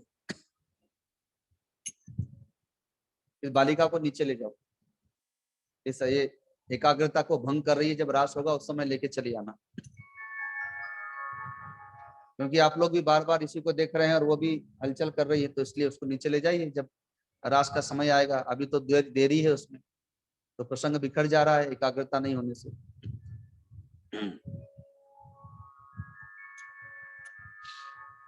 बोली वृंदावन बिहारी लाल की, बोली रास बिहारी लाल की।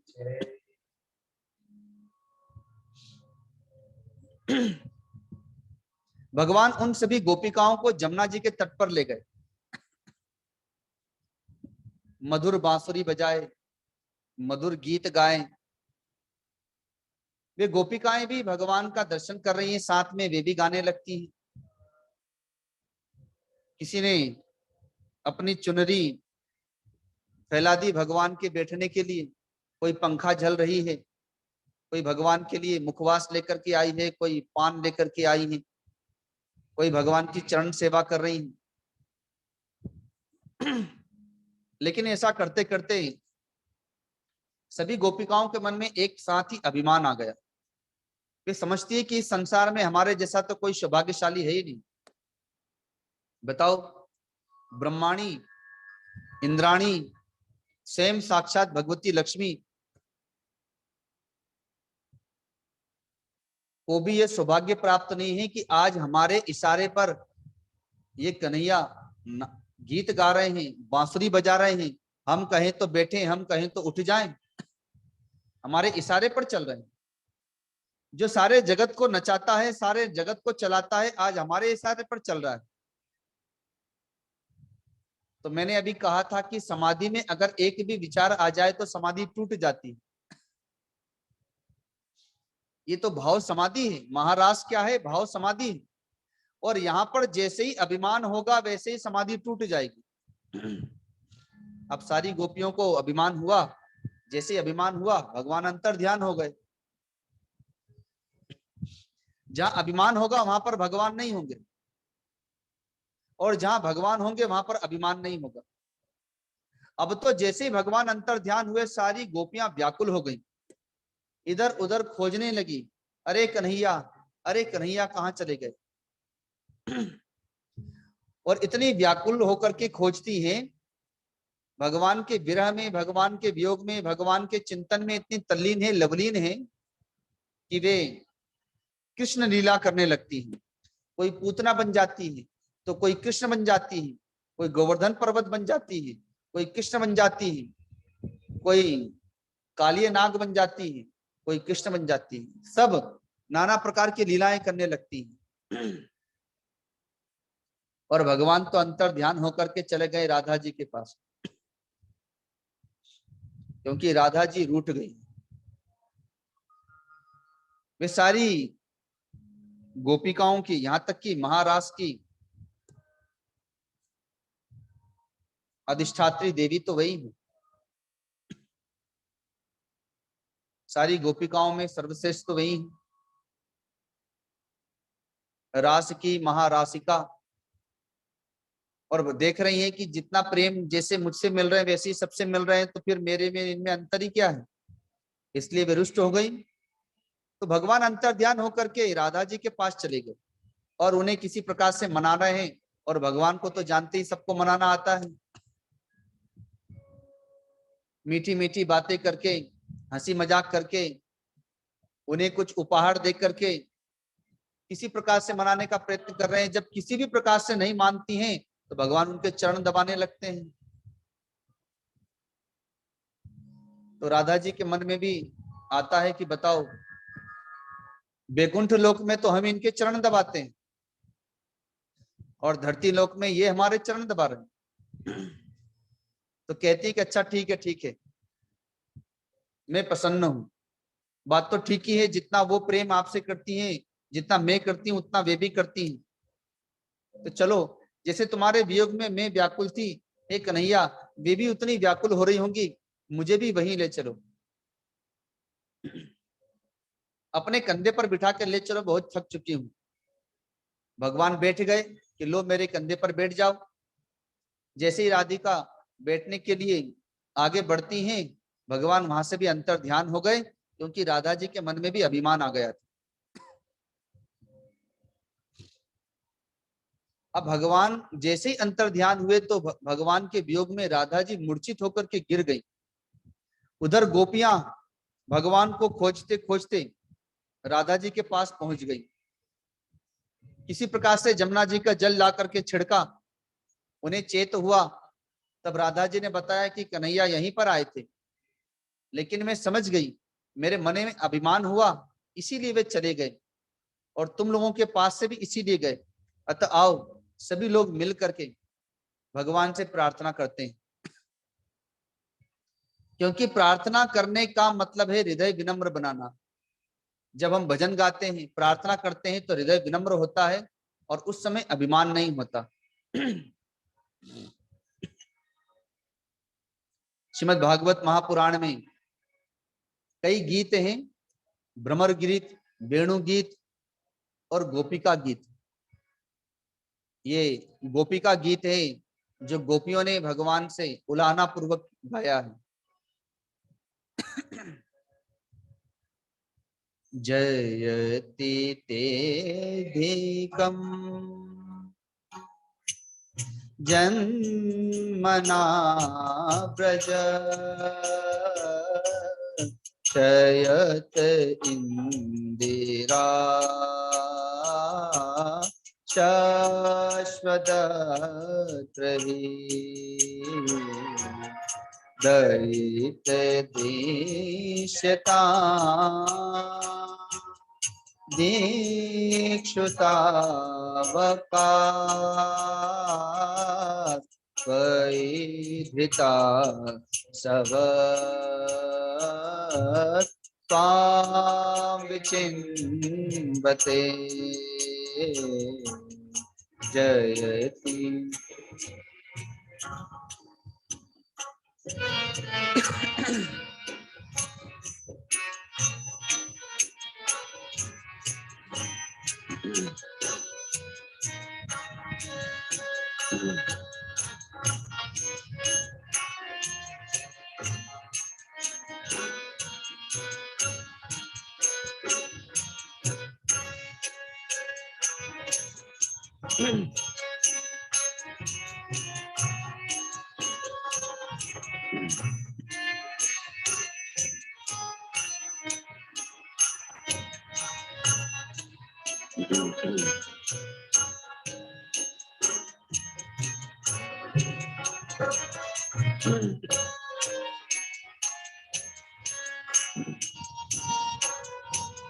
शरदोदाशये साधु जात सरसि जोदर श्रीमुषादृशा सूरत नाथ ते शुल्कदासिका वरदनीन ओ नेह किं वद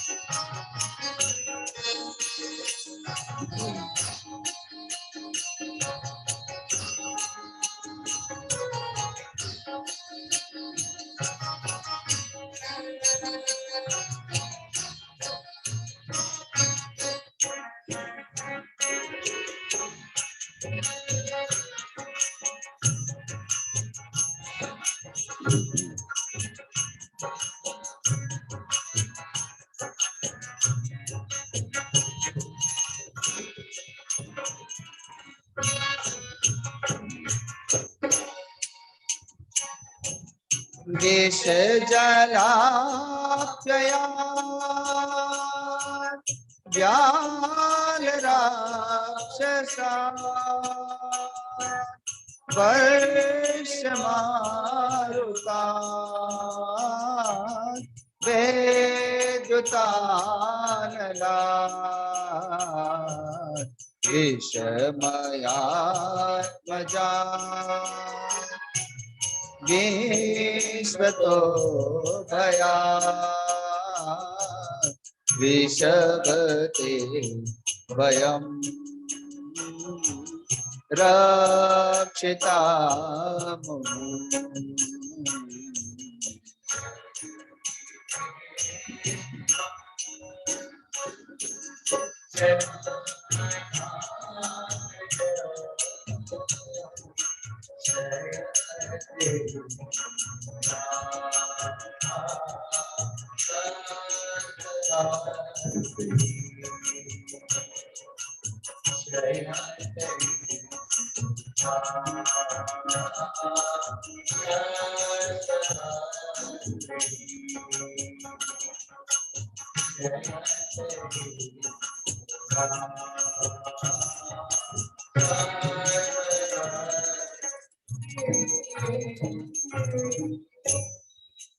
बोले रास बिहारी लाल की। इस प्रकार से जब गोपिकाओं ने मिल करके भगवान की स्तुति की, प्रार्थना की, तो अभिमान तो चला गया। और जब अभिमान चला गया, देह की सुध बुध भूल गई, तो पुनः भगवान वहां पर प्रकट हो गए, अर्थात उन्हें पुनः महारास में प्रवेश मिल गया। भगवान अब सभी की सभी गोपिकाओं को पुनः जमुना जी के तट पर लेकर के जाते हैं। गोपिकाएं भगवान को उलाहना दे रही हैं, कोई तिरछी नजर से देख रही हैं, कोई मीठी मीठी गालियां दे रही, क्योंकि भगवान बीच में अंतर ध्यान हो गए थे। भगवान ने गोपिकाओं के उस दिव्य भाव को, दिव्य प्रेम को स्वीकार किया और अपने एक से अनेक रूप बनाए। इसे नीचे बुला सकते हैं, नीचे चले जाओ, दोनों हैं वहां चले जाओ, खड़े हो जाना वहां पर। भगवान ने अपने एक से अनेक रूप बनाए। जितनी गोपियां हैं उतने ही भगवान बन गए। ये जितने भी शरीर हैं ये सब गोपियां ही हैं, और इनमें आत्मा है। एक ही आत्मा प्रत्येक शरीर में है, वो आत्मा ही श्री कृष्ण है। जैसे प्रत्येक गोपिकाओं के पास में उनका अपना कन्हैया है, अपना कृष्ण है, वैसे ही इन प्रत्येक शरीरों में अपनी अपनी आत्मा है। और जो अंतर्मुख होगा, जो देह की सुबुद्ध भूल जाएगा, वही उस अपने आत्मा को प्राप्त कर पाएगा, उसी को आत्मज्ञान होगा। जो संसार, स्वजन भाई बांधव, शरीर, इन सब के प्रति मोह ममता आसक्ति को त्याग कर अपनी आत्मा से प्रेम करेगा, वही महारास में प्रवेश कर सकता है और वही ब्रह्म ज्ञान को प्राप्त कर सकता है। आज गोपिकाओं को संसार की, लोक लाज मर्यादा की, परिवार भाई बांधवों की, यहाँ तक कि अपने देह की सुध-बुध भी भूल गई, इसलिए आज वे उस महारास में सम्मिलित हो गई। भगवान उन सभी गोपिकाओं के साथ में अपने अनेक रूप बना करके और नृत्य करते हैं, गायन करते हैं। लेकिन ये जो नृत्य है, ये जो गायन है, ये कोई ऊपर से बनाया हुआ नहीं है, ये भीतर से प्रकट हुआ है। जैसे भगवती मीरा के भीतर से पद प्रकट होता था, वो कोई डायरिया लेकर के नहीं गाती थी, उनके भीतर से भाव प्रकट होता था। तो जैसे पद और भाव प्रकट होते हैं, वैसे ही नृत्य भी प्रकट होता है। अलग से नाचना नहीं पड़ता, वहां पर वो दिव्य भाव में अपने आप दिव्य नृत्य प्रकट हो जाता है। तो उसी दिव्य भाव में दिव्य नृत्य की एक झांकी देखते हैं। गोकुल में देखो, वृंदावन में देखो, मुरली बाजे रे, श्याम संग राधा नाचे रे। गोकुल में गोकुल में देखो, वृंदावन में देखो, श्याम संग राधा गोकुल में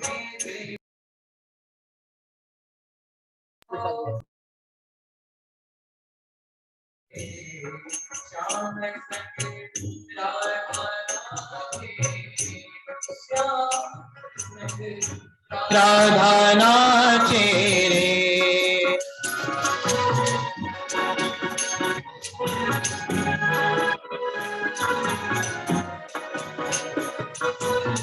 रास बिहारी लाल की।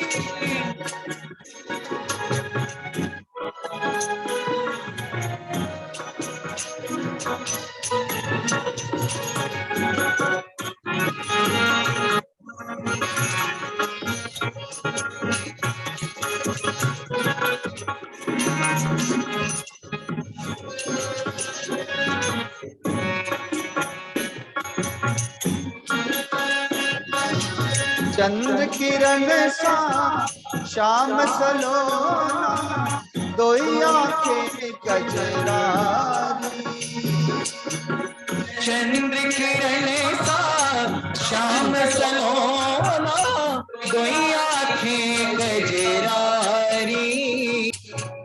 ठुमक ठुमक नाचे गोपियन के संग जग का पालन हारी। ठुमुक ठुमुक नाचे गोपियन के जग का पालन हारी। रास बिहारी संग राधा सुकुमारी हो, रास बिहारी संग राधा सुकुमारी हो, ब्रज में विराजे रे श्याम संग।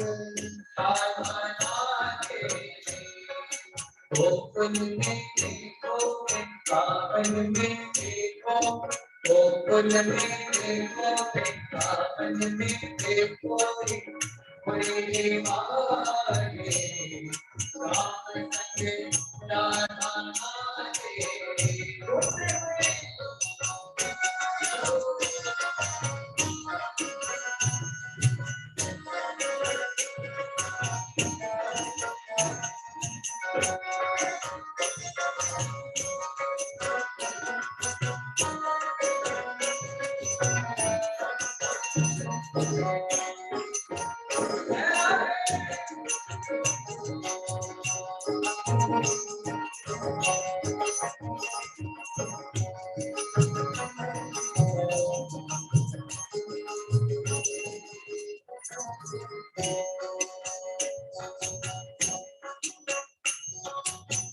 छम छम नाचे राधा रानी, सुनकर मीठी मुरलिया।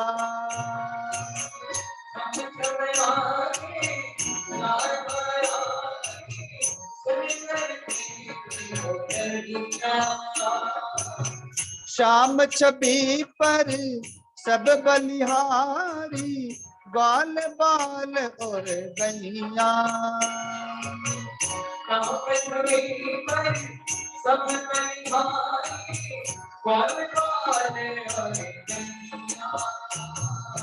सरर सरर चाले रे मस्त पुरवैया हो, सरर सरर चाले रे मस्त पुरवैया हो, मेघा गरजे रे श्याम संग राधा नाचे रे।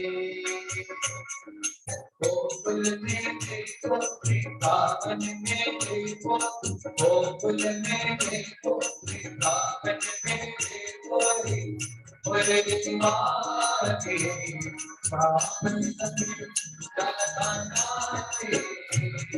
राम संग राधा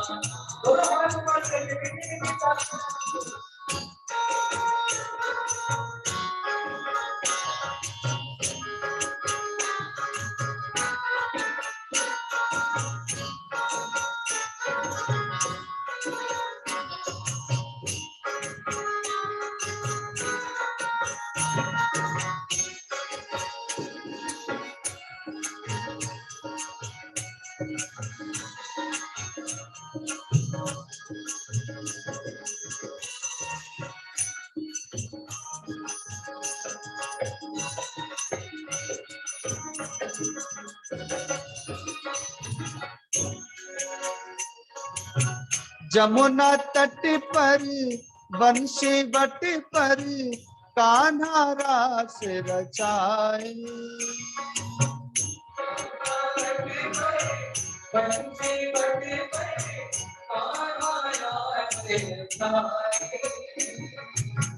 गोपी बन कर शंकर आए, गोपेश्वर कहलाए। गोपी बन कर शंकर आए, गोपेश्वर कहलाए। डम डम डम डमरू बाजे कान्हा की मुरली पर, डम डम डम डमरू बाजे कान्हा की मुरली पर, सब जग नाचे रे श्याम संग राधा नाचे रे। गोकुल में देखो वृंदावन में देखो, मेरे मारे राधा नाचे।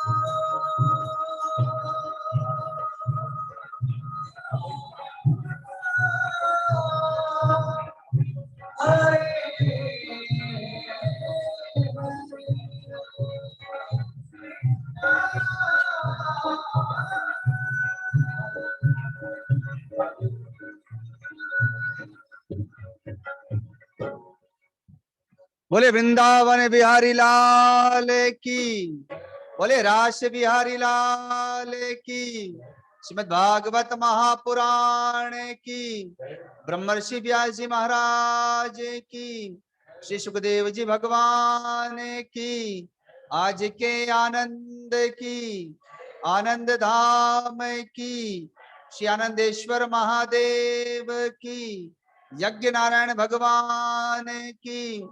ओम नमः पार्वती पते हर हर महादेव।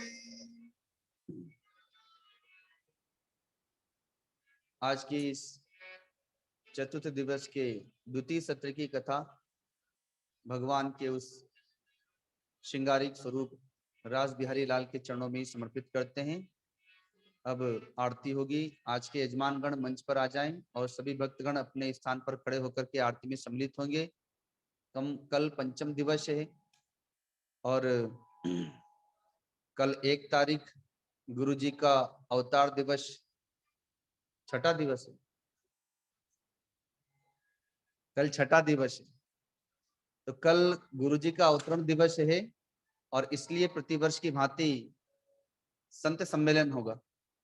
तो अब सुबह कथा होगी या नहीं होगी ये तो उसी पर निर्भर करेगा। यदि समय से संत आ गए तो फिर संत सम्मेलन प्रारंभ हो जाएगा, यदि बहुत अधिक विलंब हुआ तो फिर कथा होगी, अन्यथा कल शाम को कथा होगी। हरिओम। यजमान आज के मंच पर आ जाएंगे।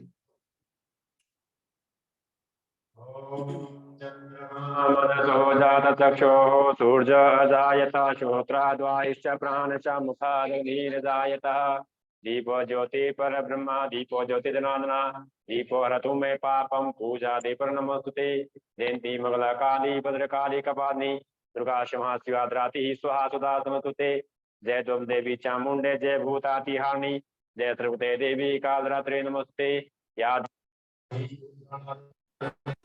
नमस्तस्ते नमस्तस्ते नमस्तस्ते नमो नमः दीपलज्जदेवताय नमो नमः नाटकपत्र पुष्पं च समर्पयामि।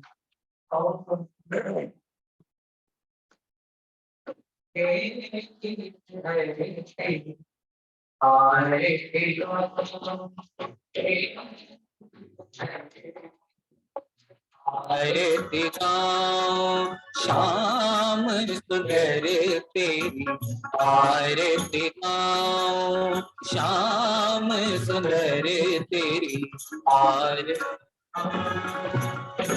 आरती गाओ प्यारे तुमको रिझाओ, आरती गाओ प्यारे तुमको रिझाओ, आरती गाओ प्यारे तुमको रिझाओ, आरती गाओ प्यारे तुमको रिझाओ, बांके बिहारी तेरी आरती गाओ बाके बिहारी तेरी आरती गाऊं। मोरे मुकुट प्यारे शीस पे सोहे, मोरे मुकुट प्यारे शीस पे सोहे, प्यारे वाणी मेरो मन मोहे, प्यारे वाणी मेरो मन मोहे, उन चरणों पे मैं बलि बलि जाऊं, उन चरणों पे बलि बलि जाऊं। आके बिहारी तेरी आरती गाऊं, आके बिहारी तेरी आरती गाऊं। चरणों से निकली है गंगा प्यारी, चरणों से निकली है जिसने सारी दुनिया तारी, जिसने सारी दुनिया तारी, उन चरणों में मैं शीश झुकाऊं, उन चरणों में शीश झुकाऊं। हे गिरधर तेरी आरती गाऊं, हे गिरधर तेरी आरती गाऊं। दास अनाथ नाथ आप हो, दास अनाथ नाथ हो, सुख दुख जीवन साथ आप हो, सुख दुख जीवन साथ आप हो। हरि चरणों में मैं शीश झुकाऊं, हरि चरणों में शीश झुकाऊं। हे गिरधर तेरी आरती गाऊं, हे गिरधर तेरी आरती गाऊं। श्री हरिदास के प्यारे तुम हो, श्री हरिदास के प्यारे तुम, मेरे मोहन जीवन तुम हो, मेरे मोहन जीवन तुम। देख युगल छवि बलि बलि जाऊं, देख युगल छवि बलि बलि जाऊं। हे गिरधर तेरी आरती गाऊं, हे गिरधर आरती गाऊं प्यारे तुमको रिझाऊं, आरती गाऊं प्यारे तुमको रिझाऊं। हे गिरधर तेरी आरती गाऊं, हे गिरधर तेरी आरती गाऊं। श्याम सुंदर तेरी आरती गाऊं।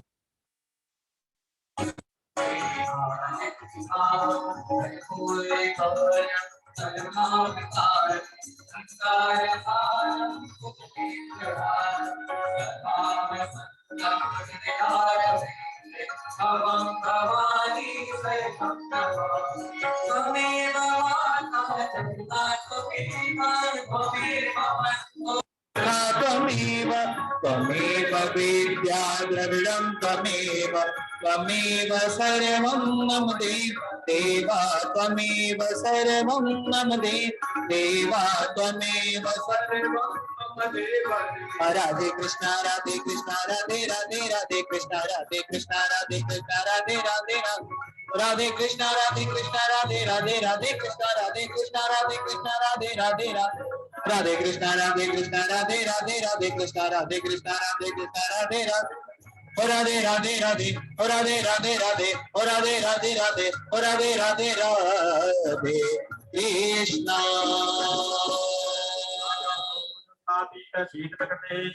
ओम शंकर मध्ये तोयं प्रांतं केशोपरि अंगलग्न्या मनुष्याणां ब्रह्मदेवकोवरि कथं पापं कथं दुःखं कथं दारिद्र्यमेव च आगतासु संपदां पुण्णां करदर्शनं ओम पुनन्नम सर्वे भवन्तु सुखिनः सर्वे सन्तु निरामयाः सर्वे भद्राणि पश्यन्तु मा कश्चित् दुःखभाग् भवेत्। अस्य पशुं कृत्वा ॐ जगनेन जगन्यामाय दन्तादेवास्तानि धर्माणि प्रथमान्य दन्ता इहनाकं महिमानः सचन्तजप्रपूर्वे सद्याः सन्ति देवाः। ॐ राजाधिराजाय प्रसय्यसायिने नमो वयं वै श्रवणाय कुर्महे तमे कामान् कामाय मह्यं कामेश्वरो वै श्रवणो ददातु कुबेराय वै श्रवणाय महाराजाय नमः। ॐ विश्वचक्षुरुता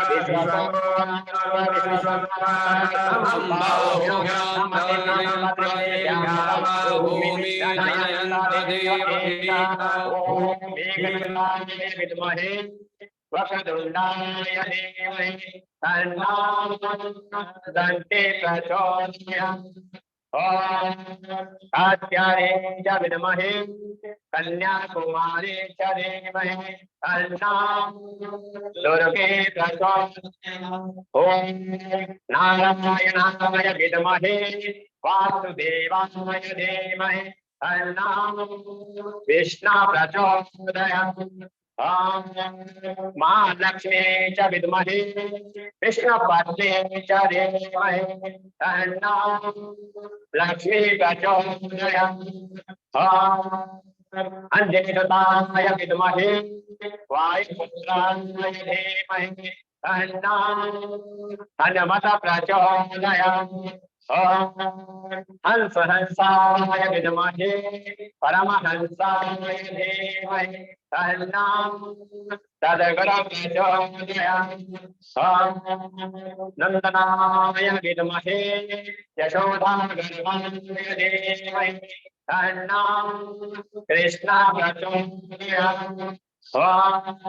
तद्वरुणाय विद्महे महादेवाय धीमहि तन्नो रुद्रः प्रचोदयात्। नानासुगन्धपुष्पाणि यथाकेन्द्रे भवानि च पुष्पाञ्जलिर्मया दत्त्वा गृहाणां सांगाय सप्रिवान् सायुधाय सज्जिकाय प्रवाहनाय दिव्यमंत्र पुष्पाञ्जलि समर्पयामि। सद्गुरुदे भगवान की सद्गुरुदे महाराज की जय। व्यासदेव महाराज की जय। सुग्रीव भगवान की जय। शिवन भागवत महापुराण के जय। गौ माता की जय। श्री गंगा मैया की जय। नीलकंठ महादेव की जय। काशी विश्वनाथ भगवान की जय। आज के आनंद के जय। कल के परमानंद के जय। सत्य सनातन धर्म के जय। धर्म के जय। अधर्म का नाश हो। प्राणियों में सद्भावना विश्व का कल्याण हो। माता के सेवा हो। गौ माता के सेवा हो। गंगा मैया के जय हो। ब्रह्मा पिता तुल्य कमलों के सेवा हो। नमः पार्वती पते हर हर